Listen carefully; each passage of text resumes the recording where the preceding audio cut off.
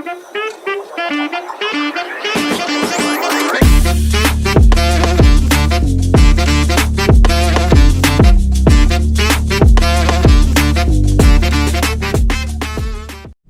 guys, this podcast is how to be happy as an unhappy, singled, pressured, struggling junior in high school.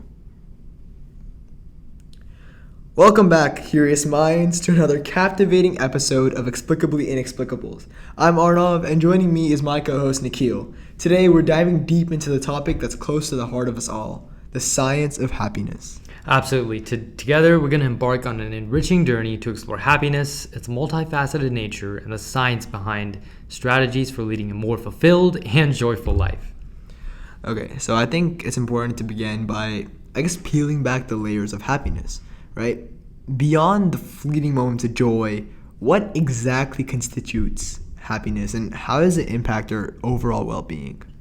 So I think one big misconception is that everyone kind of ties it to monetary value, right? Like everyone's like, oh, like I'm going to make X amount of money, I'm going to be a millionaire, I'm going to be a billionaire, and I'm going to be this happy. Yeah, people try to quantify it. Yeah. And I think for me personally, and I think for a lot of other people, you kind of have to live in the moment, you can't just say you're going to be happy once you achieve this, but you have to enjoy the moments up until that point as well. There's two perspectives. One is that we also have to, be conscious about being happy, not just in the present, but the future. But I see where you're coming from. Yeah. I think also, I'm pretty sure genetics plays a role in it too, right? Genetics, environment, and even personal choices. Oh, yeah. No, definitely. Obviously, not to put shade on anyone, but some people do get generally more, better genetics, whether it be in strength. They can build muscles more easily. A lot of people tend to be like people that are taller, or things like that, right? Maybe a certain eye color is favored, or maybe curly hair versus whatever it might be. And a lot of times that can make people generally feel a little bit more good about themselves, right?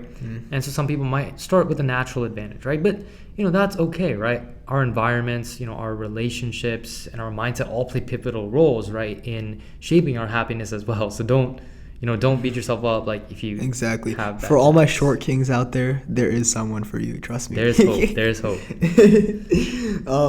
But we know positive psychology has reshaped our understanding of well-being, right?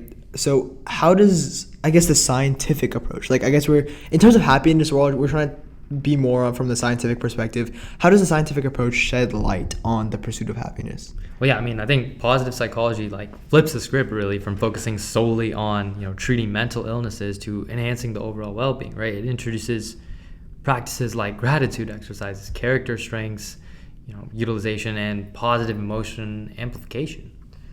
Yeah, in terms of actual things that they can implement and practical techniques, what are some good things that our viewers or listeners can integrate into their lives to cultivate positivity and enhance their happiness quotient? Right, so one great thing is probably regular gratitude journaling. A lot of people I know like to just write down something you're thankful for, right? Because no matter comparatively speaking to your your friends and the people around you, no matter how maybe you have less money, whatever your situation might be, where you think that you are of lesser value than someone else, there's always someone that you're in a better position. There's always someone else having a rainy day, a day that's worse than you. So there's always something to be grateful for. Exactly. So it's important to write that down and like we said, that comes back to that positive psychology, right? Of reaffirming yourself that you're doing a good job, right? Affirmations are really important, and affirmations are there are scientifically proven methods to boost happiness. Speaking stuff, you can speak stuff into existence basically.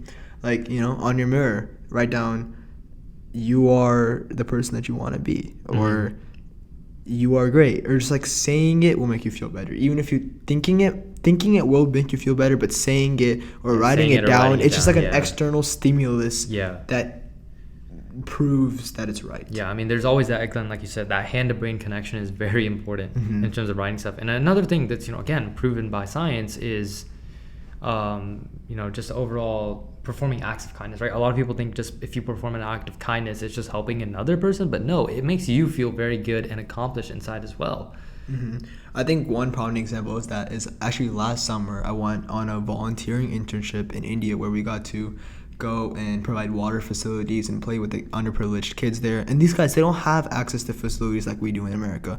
They don't have the right sources, the right resources, but what they do have is happiness. And I think that is something that I took away greatly. Like, they made like the best situation out of what they could, and just helping them, even just seeing from a new perspective, made me so happy. And I feel like anyone, even one small act of kindness can not only provide happiness for someone else, but happiness for you inside, because you know that you did something right. Yeah, and I think that kind of goes back to the whole, like, you know, gratitude is important, right? You said, like, they didn't have the resources that people do in America or other first world countries, right? But they still found a way to be happy, right? They still might have found an activity to do.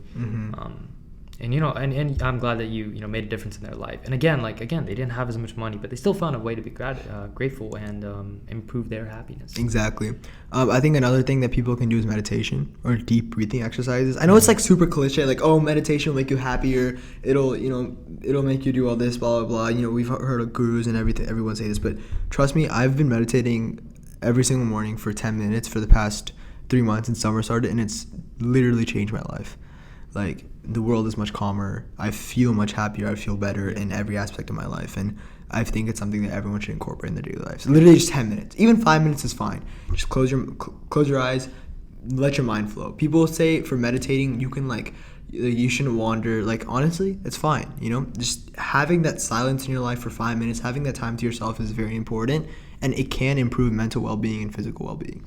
Yeah, and I think, you know, I'm kind of glad you brought that up, because like that kind of ties into like being it kind of ties into like almost like materialism, where like a lot of people aren't, like, if you're not being very mindful of like what you already have, you tend to end up being materialistic kind of.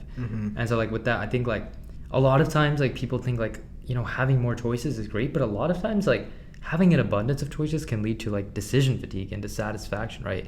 Like, kind of imagine like if you walk into like an ice cream parlor and you've there's like 20 different ice creams that you can choose from, or there's a different, you know, restaurant that has 3, and although you might get a better flavor from that restaurant, like the stress that you go through and just like the overall decision making, you know, you'll get fatigued from it and you'll be a little bit frustrated from it, and that's always a different angle to like look at things from as well. Yep. As we approach the conclusion of our exploration, Nikhil, what's the key takeaway for our listeners, and how can they embark on their personal journey towards lasting happiness? I think that like happiness isn't a static destination. It's a dynamic journey, right? It's not just like an end goal, right? It's a continuous spectrum, right? And it involves self-awareness, right? Internal choices, intentional choices, and cultivating a sense of purpose, right? And so I think by understanding the science-backed principles of happiness, which we talked a lot about that today, we empower ourselves to lead a more fulfilled and, of course, happy life. Yeah, I know this is like a pretty short episode, but I hope all of you guys can take something away from this episode and, you know, make your life and day better. Thank you for listening to our episode of Explicably Inexplicables. Yep, and until next time, peace.